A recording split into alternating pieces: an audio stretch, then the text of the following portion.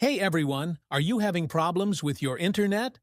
Here's a short guide on how to delete and reinstall network drivers correctly on Windows 10 and 11.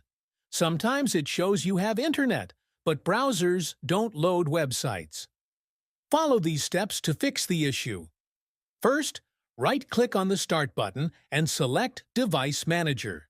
In the Device Manager window, click the arrow next to Network Adapters to expand the list. Next, right-click on each network adapter and select Uninstall Device. Don't worry, this won't permanently delete anything. It will all come back in a minute. If you see a Bluetooth option, uninstall it too. If any option says Delete the driver software for this device, go ahead and click Uninstall. After uninstalling all network adapters, restart your computer. Make sure to restart, not shut down. When your computer starts back up, click on the Internet icon in the corner. Your computer should now find the Wi-Fi networks and reconnect to the Internet. If you are using Wi-Fi, you will need to enter your password again.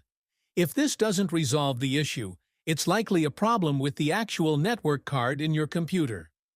In that case, you may need to replace it or get a USB Wi-Fi adapter. Thank you for watching.